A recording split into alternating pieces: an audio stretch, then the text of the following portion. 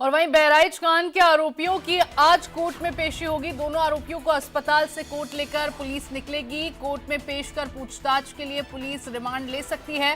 कल देर शाम पुलिस मुठभेड़ में मुख्य आरोपी घायल हुआ था, तो घायल होने के बाद अस्पताल में भर्ती करवाया गया और अब कोर्ट में इन आरोपियों की पेशी होगी।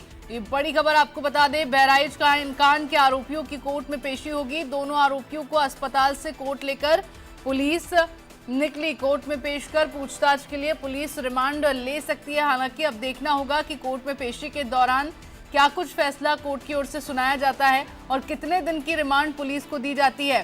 पुलिस को अगर रिमांड मिलती है तो इस पूरे मामले की तह तक पुलिस जाएगी। पूछताछ इन आरोपियों से की जाएगी कि आखिरकार किस मकसद से इस पूरे कांड को अंजाम दिया गया, क्यों उस शख्स की हत्या की गई। 24 वर्षीय रामगोपाल मिश्रा की हत्या बहराइच हिंसा के दौरान की गई, जिसके बाद से लगातार परिवार में कोहराम मचा हुआ है। ऐसे में कोर्ट में आज दोनों ही आरोपियों की पेशी होनी है और पुलिस रिमांड इन दोनों आरोपियों की ले सकती है। ये बड़ी खबर आपको बता दें, बहराइच कांड के आरोपियों की कोर्ट में पेशी होगी।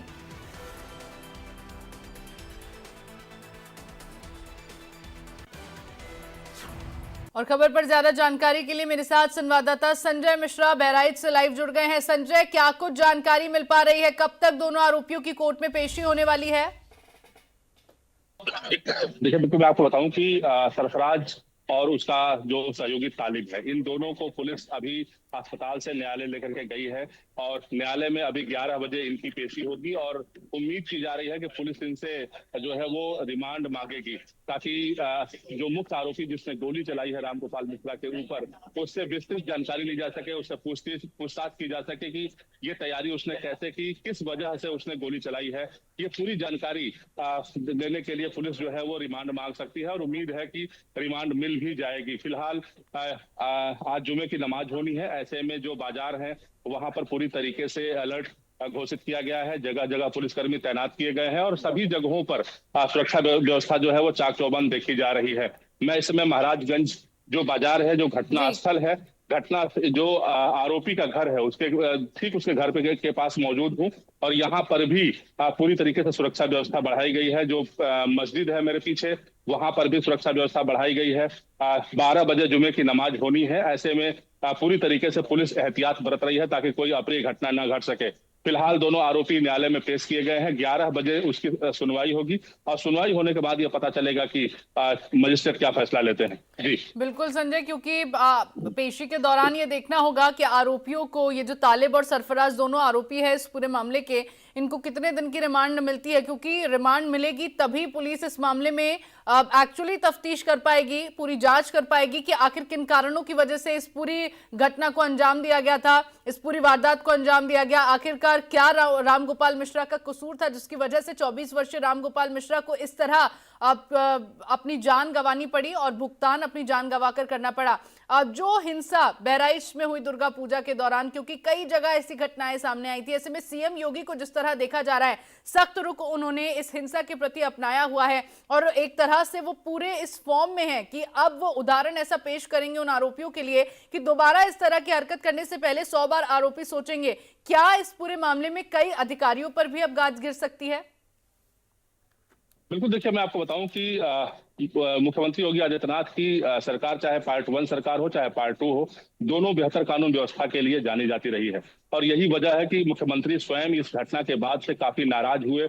वो तुरंत उन्होंने ADG law and order Amitabh Yash को मौके पर भेजा, गृह सचिव संजीव गुप्ता को मौके पर भेजा और पूरी स्थिति की जानकारी लेने की बात उन्होंने कही। क्योंकि जिस तरीके से यहाँ पर दंगा फसाद किया गया, जिस तरीके से गाड़ियां जलाई गई, आगजनी की गई, उपद्रव किया गया, तांडव किया गया, कहीं न कहीं पूरे प्रदेश को झकझोर देने वाली घटना हुई। इसको लेकर के मुख्यमंत्री काफी संजीदगी से उन्होंने इसको देखा। देखने के बाद पल पल उन्होंने अपडेट लिया। अपडेट लेने के बाद उन्होंने कहा कि किसी भी कीमत पर वो उपद्रवी भी नहीं बख्शे जाएंगे और जिनकी लापरवाही से, यानी कि साफ तौर पे जो आपका दूसरा सवाल था, उन्होंने साफ तौर पे कहा कि जिनकी लापरवाही से ये घटना घटित हुई है वो भी नहीं बख्शे जाएंगे। और यही वजह है कि तत्काल प्रभाव से जो यहाँ के एसएचओ हैं शिव कुमार वर्मा, उनको तत्काल प्रभाव से निलंबित किया गया। जो चौकी इंचार्ज हैं उनको निलंबित किया गया और सीओ रुपेंद्र कुमार को, तीनों लोगों को निलंबित किया गया। यानी अभी 3 कार्रवाई बड़ी हुई है, लेकिन उम्मीद की जा रही है कि अभी बड़ी कार्रवाइयां हो सकती हैं, क्योंकि अमिताभ यस जो एडीजी येलो हैं वो यहाँ से पहुंचे हैं लखनऊ, उन्होंने रिपोर्ट पेश की है, उस रिपोर्ट पे समीक्षा की जाएगी। उसके बाद निश्चित तौर पे ये अनुमान लगाया जा रहा है कि बड़ी कार्रवाई हो सकती है। जी बिल्कुल संजय, क्योंकि एक तो हिंसा होना और हिंसा के बीच इस तरह से एक शख्स को टॉर्चर करके मार देना, ये बहुत बड़ी बात है। ऐसे में कानून व्यवस्था को लेकर भी कई सवाल यहां पर खड़े किए जा रहे हैं, जो व्यवस्थाएं वहां पर थी उसको लेकर भी कई सवाल खड़े किए जा रहे हैं। लेकिन रामगोपाल मिश्रा का मामला जिस तरह से अब तूल पकड़ता जा रहा है, उसके बाद सीएम योगी आदित्यनाथ ने सख्त रुख अपनाया है और अब कोर्ट में जब पेशी होगी तो देखना यह होगा, इंतजार बस इसी बात का है कि पता चले कि कितने दिन की रिमांड इन आरोपियों के लिए दी गई है पुलिस को। संजय, आप अपनी नजर इस पर बनाए रखिएगा। बहुत शुक्रिया फिलहाल जानकारी साझा करने के लिए। और इसी बीच चलिए बहराइच से ही एक और बड़ी खबर का रुख